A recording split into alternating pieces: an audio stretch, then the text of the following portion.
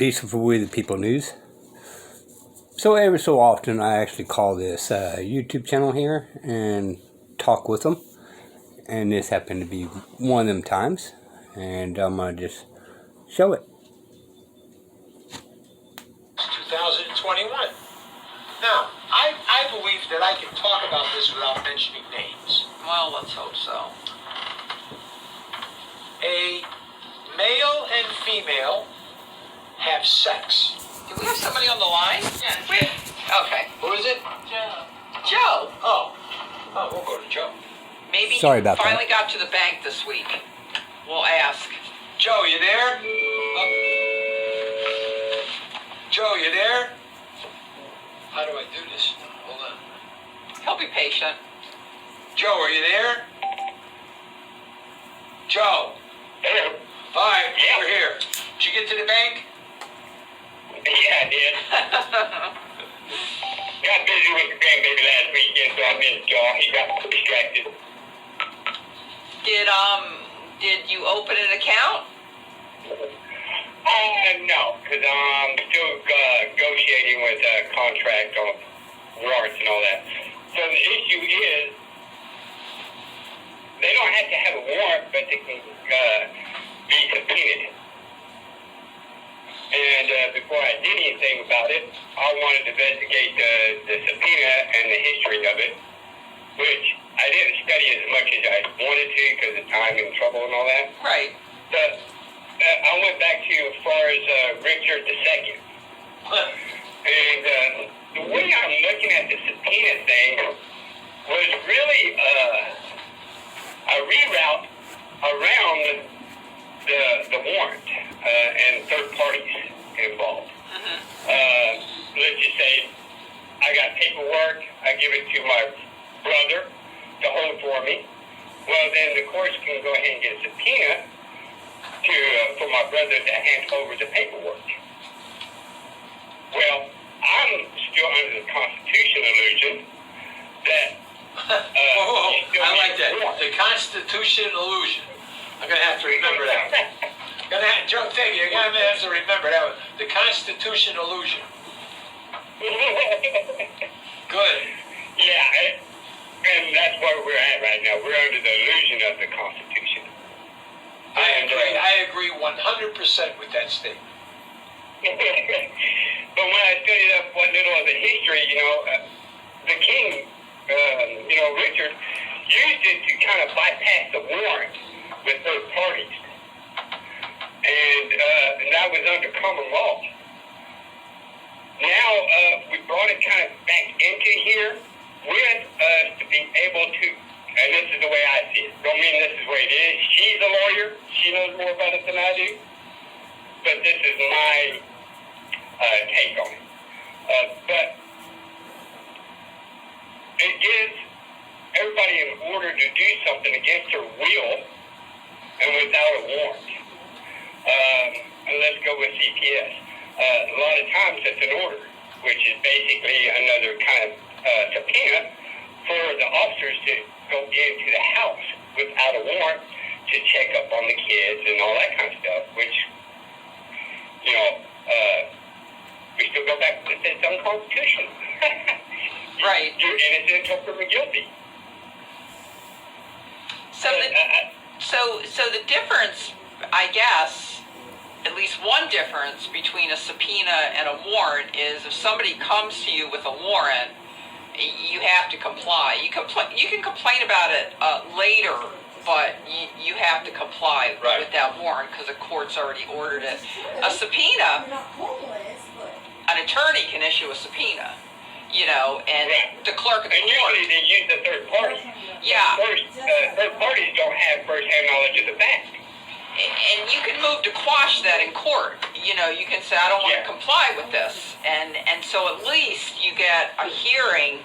But, a lot of people are intimidated by subpoenas and they comply. And it costs a lot of money and time to fight them. So it really is an easy way to get information from people. You are exactly correct, Joe. And it can be abused. Yeah. Oh, yeah. See, And I think they use it way more than they actually should.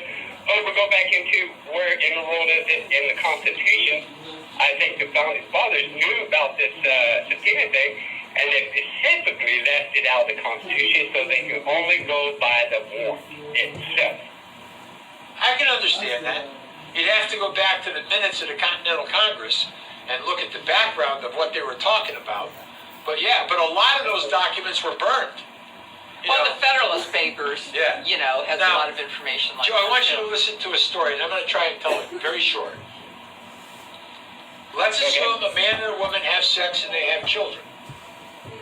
Yep. And they live together with the two children. Mm-hmm. And then they separate. And the two children go with the mother. And the mother the mother moves to another state. Okay, got it. The only thing that documents parentage is a birth certificate. That's it. Yeah. No marriage license, no divorce decree, no custody orders, nothing. Absolutely nothing. Disagree. Excuse me? Absolutely disagree. Go ahead. Because the marriage license, when you became into that union, you signed a contract. There's no marriage So that license. contract There's no is marriage an license. investment. Yeah, the children is an investment for future. There is no marriage license. Oh, okay. The only thing that is common with two names is the birth certificate. Okay. That's it. No paperwork at all whatsoever. So Okay. one of the children reaches age 15, has some serious arguments with the mother, and is taken to an emergency room, and then is transferred to a facility, a psychiatric facility. Mm-hmm. The child calls the father and says, it's like being in jail and blah, blah, blah, blah, blah, blah. And now the father says, I'm coming to get you. Mm-hmm. The facility says, you can't. The father asks, why is my child being held? Under what authority? They won't tell him. So they say, well, how do we know you're the father? So he sends his driver's license. He sends the medical insurance card for the child in his name. He sends the birth certificate. He sends the social security card. And now they say to him, well, we still can't talk to you until we see the custody papers. He says, there are none. Well, then you have no authority. Well, then whose authority put her in there? If nobody has any papers. It was the craziest. Well, what brought that up? He called about the bank. No. What on earth? But I want, because see, he was talking about Child Protective Services. Is that correct? Okay. Is that correct? That the government came up with Child Protective Services so they could come in to look at your kids without a warrant? Okay, and again, I'm not an attorney, but this is what I am involved in, okay? So, because that birth certificate, you gave up your kids to the state. They actually have full control, and you are the custodial. You are raising the child for the state's best interest. For future. Now, if he was on the birth certificate, then he can go in and claim, and this is what we go with common law, claim his property back. Right. All right? Okay? Because child is a legalese term. Sons and daughters is common law term, natural law. So he's got to go in there and specifically say, I'm here to get my property back, my son or daughter, but he cannot use child because that's legalese. He's got to use common law and natural law as son and daughters. So as long as he uses child, then he's still within the guidelines of the civil law matter.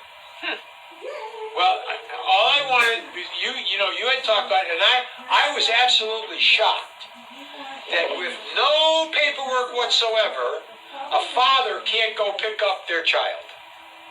And then it comes down to what's called the 72-hour rule. You can only hold a child or anybody for 72 hours. I mean, different states may differ, but Well, the two states in question have the same 72 hours. So at 72 hours and 1 minute, if you don't have a court order, the father can come pick them up, or the individual. So at this time, I did not dawn on the two separations of states.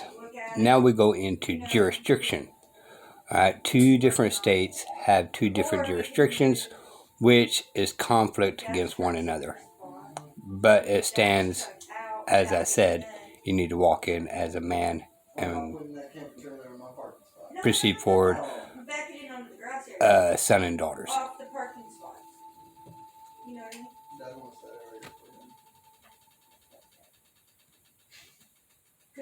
Should be able to just walk out the door, okay? 72 hours. Yeah. Now, all I can say is, I am absolutely shocked at a facility that would not tell. They wanted all of this information to prove he's the father. But when they get it, they didn't expect to get it as fast as they got it. But, it's something to think about, that somehow, some way, some agency can fabricate a policy that says, no, you can't get your kid. Opinion? Well, and I've never run into that. I don't know. We've been used to so much of transferring policy to the people when policy attends to the employees. Walmart employees attend to the Walmart employees, the policies. The police department has policies, but it attends to the employees. But we've been so used to the policies affecting us, we the people, that we're under the illusion that it actually attends to us when it's not. Policies, the judges saying you cannot enter the court. But the court constitution says we are allowed to go in that court. But they have a policy. Well, the policy is for the court members, not for the people. And we've been so diluted down, and excuse my language, we've been so dumbed down that we think policy actually belongs to us and the rules. If it's not a law, then it does not tend to we the people. It only tends to the employees. Executive orders attend to the employees, not to the people. I've got some time that I need to speak to Rachel, but I just want to pose a situation to you. And either way it goes wrong. You can do the research all the way back to, and I'm surprised, Richard II. I mean, you did your homework, okay? But here's my question. What requires me to stand when a judge enters a courtroom? What requires me to stand when the judge leaves the bench? What authority does anybody have to threaten me with contempt of court if I don't stand? Okay, so, and again, I'm not a lawyer, so nobody take my advice. We still got to go with it, and sorry if I got your name, ma'am. But we still got to go into, we're operating in legalese of civil law. We are not operating within the common law constitution. So, we go to court, and we do not stand up and use the correct terms. Everything in law is the meaning of the words. The words is what matters when you're in court. So like I go to court, I go in there and I specifically let them know I'm a man. I'm not a person, and I'm not a human being. My Creator says I am a man, and whoever says anything else is man's law, and I accept the craters before I accept manslaughter. I'm not a person when I go to court. I agree. And I'm not a human being when I go in court. I'm a man, no more, no less. I agree with you, Joe, and then I'm going to start to wrap up. I agree that the rights given to me by my Creator, whoever that may be, whatever that may be, supersedes any authority or rights someone wants to impose on me if they conflict with rights given to me by my Creator. It just, and I thought that's what the founding fathers were talking about. Is that there's certain rights we don't have to write them. They're so well known. We don't even have to write them down. And now people are finding those non-written down areas and trying to fill it with crazy rules. What do you think? Well, no, I agree. When it's for the people. When it's for the people. The founding fathers said that what's not in there is for the people. Right. You cannot fill in the empty blank because the empty blank is for the people to live their lives freely. You always liven the show. And I will tell you, you're gonna pick up, Master Control's gonna pick up the phone, and I'm gonna take your email address, and I actually have a transcript of one of our conversations that I'm gonna email to you, okay? So why don't you pick it up back there, put it on hold, I'm told. Oh boy, this is going to be a test. My eyeballs don't tell me where hold is. Hold on. Just remember for your audience out there, anything under an alienable right Wait a second. is slavery and masters to the government. Gotcha. Or slaves into the government. You missed the line button. Press line 1. There you go. That's on hold? Oh, that's how you Good do it. job, Ed. I was distracted because the phone showed that my vet was calling. And whenever your vet calls, it's like the Mercedes mechanic. But I'm sure it's okay because I don't have a dog that's hospitalized or anything right now. So I missed what Joe said about standing and sitting in the courtroom. He said that was man's law. I missed that part of it. That's man's law, not God's law. In other words, that's what I said. When Jesus Christ walks through the door, I'll stand up. But if pro athletes or people have the right to take a kneel at a football game, can you imagine if when the judge walks into a courtroom, you stack the courtroom with everybody that's going to take a kneel rather than stand up? Yeah, it's why people get very upset when people don't stand for the flag at sporting events, the players, the football players especially, whatever. It's because of what the flag represents. That represents our country, what we fight for, what we die for. And I think the same goes for judges, I guess. That's why we stand, because of what they represent.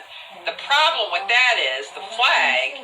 It's easy to look at that as something that represents what we believe in because the flag doesn't talk, the flag doesn't make mistakes, the flag isn't rude, the flag doesn't jump up our ass. Right, and whereas judges, they come in all forms and flavors, and that's the difference. Judges, there's no doubt in your mind you're standing for a human being, which makes it very tough. Let me give you an example. I go into court with you as your investigator.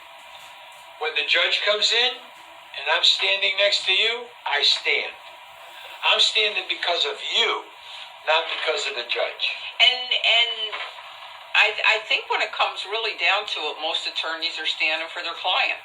Because if I have an attorney and I'm in court and the judge comes in and my attorney's not standing for the judge, I get a little worried about what's going to happen to me. In the sentencing, you couldn't see the jury, but you knew when they came in because everybody stood up. You stand up for the jury, okay? Now, what I can't understand is... On this behalf, this is my take.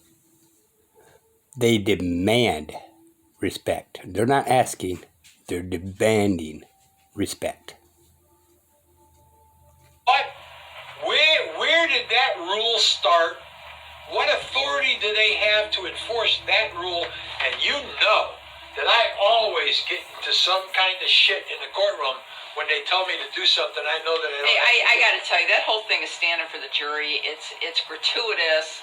It's really quite silly, and I can't imagine people in a jury really want people to do that. It's really a weird custom. I don't know if it's everywhere or not, but I know sometimes if you're super busy and you're trying to prepare and whatever, you don't always stand when the jurors come in because you don't have to. It just seems very I don't know, like trying to suck up to them or something. It's weird. Well, look, I'm Ed Peruta.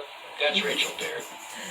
We're going to see you next Saturday. Are we going to go fly a drone today? It's very nice I out. think it's a good day to fly a drone. I think it is a good day to fly a drone. Let's go do that. Okay? Okay? Okay. Everybody have a good week. Bye-bye.